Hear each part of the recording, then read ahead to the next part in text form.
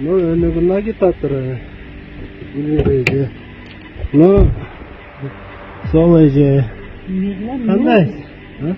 Ne paketlari to'tasan? Paket ko'mish, mana ko'ring. Ko'mish? Kecha ol. Qanday norozi? Saylom oldi, o'sha paket taratsa bo'lmaydi-ku. Men sizlarga bir yerda odam sizlar qanday invalidga berganingiz bizga saylab aytılgan. Tasmada Өнүгүү партиясынын үгүтчүлөрү баштыкка азык-түлүк салып алып таркатып жүргөндүгү айтылат.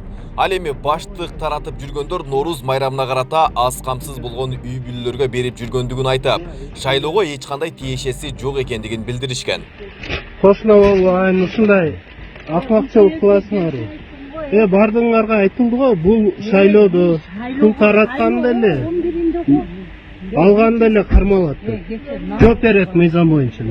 Мухаббат эже. Bir yerdagi odamды кошо барган кимге бергениңизди көрөсүң. Кимге бергениңер эмне ол? Шайлоочуга бересиңер, таркатасыңар. Өнүгүү прогресс партиясынын Жалал Абад шаарындагы өкүлчүлүгү Тасмадагы жарандардын партияга эч кандай тиешеси жоктугун айтты. Аталган иш-чарага Өнүгүү прогресс партиясынын эч кандай тиешеси жок. Биз андай пакет таратуу же кандайдыр бир азык-түлүк таратуу боюнча эч кандай иш-чара өткөргөн жокпуз. Андай аталган жарандар дагы биздин агитатор катары бизде катталган эмес. Биздин партиянын бул ишке эч кандай тиешеси жок. Ал арада Жалал Абад шаардык ички иштер бөлүмү бул окуяны каттап, учурда териштирүү иштери жүрүп жатканы айтылды. Аталган маалымат Жалал Абад шаардык ички иштер бөлүмүнүн маалыматтардын электрондук каттоо журналына катталып, териштирүү иштери башталган.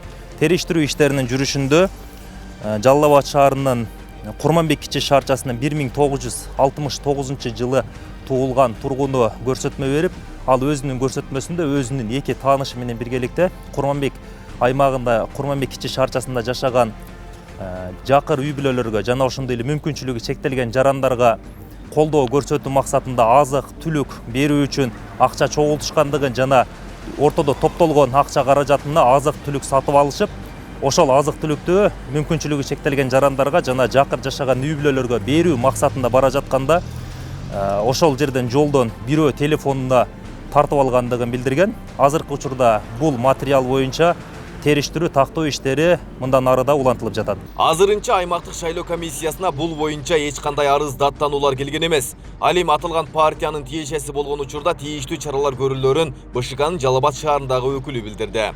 Кыргыз Республикасынын Бузуулар кодексине ылайык шайлоо маалында үгүт жүргүзүү маалында шайлоочуларга акча таратуу же ушундай материалдык баалуулуктарды таратуу бул деген 4-чү категориядагы айып бул салууга туура келет.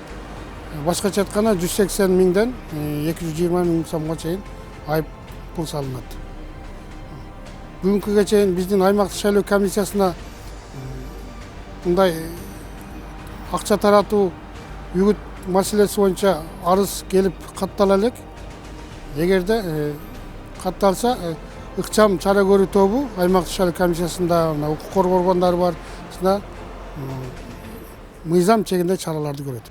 Белгилей кетсек, Жалал Абад шаардык кеңешине жалпы 5 партия атсалышууда. 12 марттан баштап шаардык кеңештерге, 22 марттан баштап айылдык кеңештерде үгүт иштери башталган. Кыргызстандын 28 шаардык жана 420 жергиликтүү кеңешке шайлоо болот. Шаардык кеңештер үчүн 59 саясий партия, ал эми айылдык кеңештерге 20 миңге чукул талапкер атсалышууда. Айбек Исабеков, Аскар Мамат Исаков, Регион.